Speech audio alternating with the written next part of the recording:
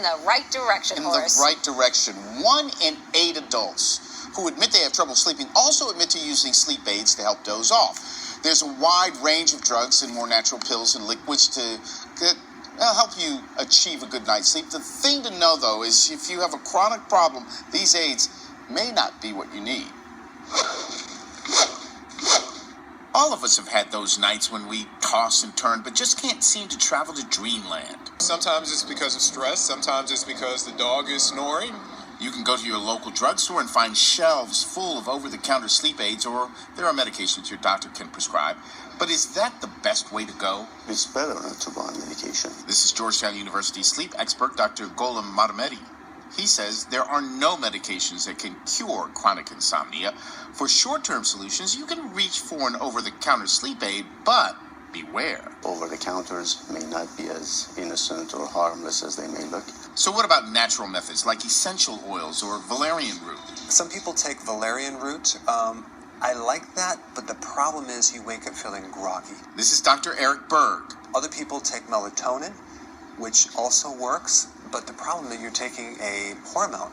Berg is a medical doctor and one of the leading voices in the country in nutritional health. He says in order to solve your sleeplessness, you have to get to the root of the cause, and he believes in most cases it's stress and poor diet. Stress, high carbohydrate diets deplete you of vitamin B1. And when you're deficient in B1, you have a very poor quality of sleep. So instead of reaching for a pill, find ways to ease your daily stress, get good exercise, and eat right. And Dr. Berg recommends switching to a low-carbohydrate diet, use supplements like, as he said, B1 and vitamin D. All the doctors that we talk to say use methods like deep breathing or meditation to help calm your mind, which will help you fall asleep. But there's no long-term, if you have a chronic problem, no long-term no amount magic of pill. Wine or pills will help with that. I just chase the I don't kids say around. personally. I just say that based on other people. Okay. You're non-scientific. Friends of yours. Yes, exactly. Of course. Thank you. All right, tomorrow we conclude Sleep Week talking about your bed partners. Hey now. And positions. Hey now.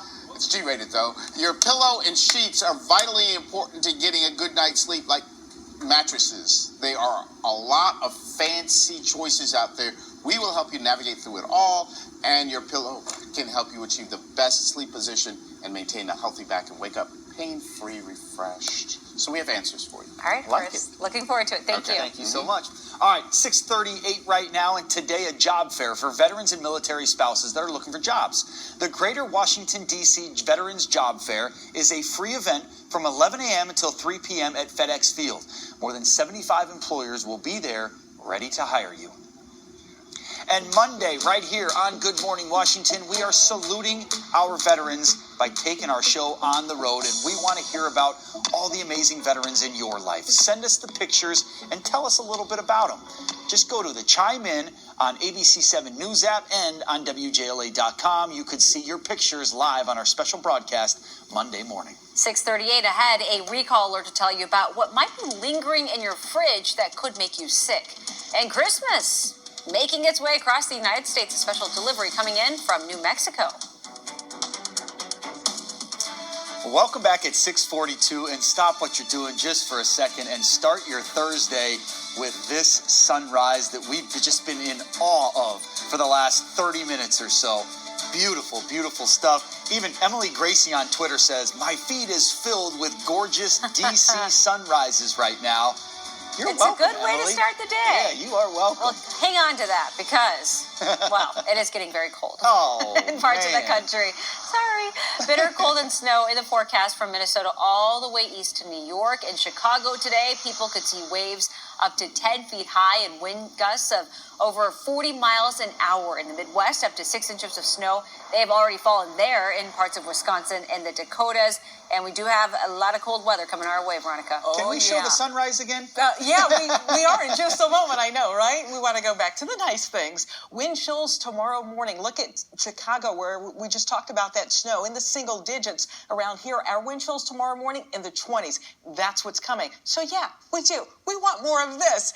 You know, Dulles here, the live cam, you can see the sun just now lifting off the horizon. And, you know, there is an old saying, red sky in morning. Sailors take warning, and there's some science behind it, because when you get low pressure systems moving in, weather systems, they bring the clouds, they scatter those clouds, the light right through it, and it creates that great fiery sky. 46 degrees, National Harbor close to 50 now, downtown area, Chantilly at 48 with a southerly wind out ahead of the weather front. So when's the rain coming? Well, showers, rain showers, that'll be fairly widespread after about 4 or 5 o'clock, should be ending before midnight. Your temperatures from the 40s to about 50 degrees, 8 o'clock, 60 degrees at noon, still dry for any errands that you've got to run, and then 57 degrees at 3 o'clock today. So here comes the rain, 6, 7, 8 o'clock, 9 o'clock, nothing too heavy, but temperatures on the other side of the system, wow, they're going to drop in a hurry. By tomorrow morning, we'll be starting out in the 30s, but with the wind, it'll feel like we're in the 20s and 30s all day long. So if you have any plans tomorrow evening, keep that in mind. Dry for your weekend, Veterans Day weekend, 46 with sunshine on Saturday, close to 60 on Sunday. Right now, we've adjusted things with new information for Monday, Veterans Day itself, looking dry. But Tuesday, it's a mixture of rain and snow, then potentially switching over briefly to all snow. So doing pretty good here, Julie. There's your 7-day forecast. We'll have another look at it coming up. All right, and on the roads this morning, we are taking a look here in Manassas. Check it out. Police tell me they're on the scene of this crash. Eastbound on 66 as you travel from Business 234 into Centerville. We have a couple of lanes blocked here to the right. It's already an hour-and-a-half drive for this 13-mile stretch coming out of Manassas headed east. You guys may want to think about using 2955 as some of your workarounds at this point. Also, let's take you to the east side of town in Maryland, outer loop of the Beltway. The crash is reported near Kenilworth Avenue along the left side. Delays minimal, 14-minute ride headed north of the John Hanson Highway up to that scene. But southbound 270 jammed right now for those coming from I-70 headed back out towards 118. Earlier wreck that we had here has been cleared over to the shoulder. Coming up next, we're going to take you back down into Virginia, getting word now of a crash along Minnieville Road and Smoketown Road. Back over to you. I'm Lindsay Mastis at the alert desk, and we have an overdose alert we want to make you aware of. Go ahead and take this full. This is the alert that was put out by the Carroll County Health Department out of Maryland. This covers Winchester and Mount Airy. They believe that the overdoses could be due to fentanyl in heroin, cocaine, or counterfeit pain medications or anxiety pills. So be aware of that right now. Jessup?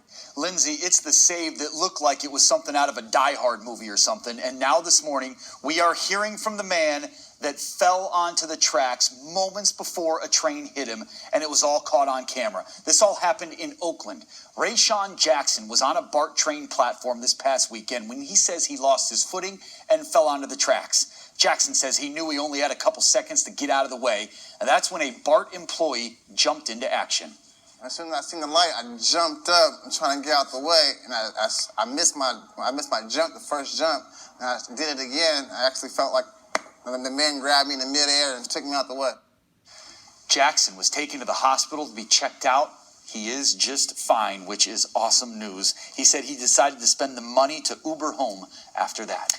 Here at home, the Montgomery County School Board is hosting a public hearing tonight on the agenda, the Capital Improvements Program, and school boundaries. That meeting starts at 6 in the auditorium of Carver Educational Service Center. A study on boundaries involves Forest Knolls, Montgomery Knolls, and Pinecrest Elementary Schools will be discussed. Those schools all in Silver Spring. Good morning to all of our viewers waking up in Loudoun County, and your county is stepping up efforts to curb teenage vaping.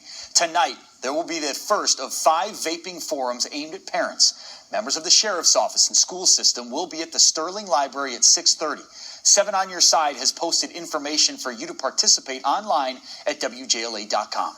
7's on your side with a health alert now. Millstream Corporation is recalling cold smoked salmon for fear of possible botulism. That's a form of food poisoning that could be fatal. The potentially tainted products were sold from March through September of this year in sealed packages. No illnesses have been reported so far, but that recall is affecting 7 states, including Virginia. Well, get ready for another round of closures today on the Chesapeake Bay Bridge. MDOT crews are shutting down the westbound center lane today from 11 a.m. to 2:45 p.m. They're racing to beat the changing weather and hope to be able to pour concrete before the cold snap arrives. Holidays are knocking. Right now, the Capitol Christmas tree is making its way to D.C. This massive tree is coming from Carson National Park. That's in Red River, New Mexico. The 60-foot blue spruce is this year's People's Tree. It'll be on display on the west lawn of the U.S. Capitol. It's gorgeous. You almost hate to see it cut down, but it's going to be such a statement, and it's going to look so beautiful next to the Capitol. By the road trip ahead, it'll take 2 weeks for that tree to arrive. Well, now for a check on your top stories. Police are searching for a hit-and-run driver this morning who killed a tow truck driver in Temple Hills. The accident happened last night on Branch Avenue at Coventry Way. The victim got to the scene to help a broken-down vehicle. Howard University's football coach on leave this morning. Reports allege Ron Price was verbally abusing and intimidating student athletes. Howard is investigating. Kristen? You know, a scare at Bladensburg High School today and really this week after parents and students learned that there was one confirmed case of tuberculosis. We're not learning much about the person with that case, but we are being told that about 200 people have been exposed to the TB. The person isn't getting treatment from the doctor, and we're being told that there is no current threat at the school, but definitely something parents are watching very closely. John. Kristen, it is officially water main break season. This one here on Clemson Court in Rockville. You know, WSSC Water sees about 1,800 a year, 1,200 breaks between now and February. Lynn Riggins, what can folks at home do to weatherproof? This is probably what some of the pipes look like maybe in one of your utility rooms.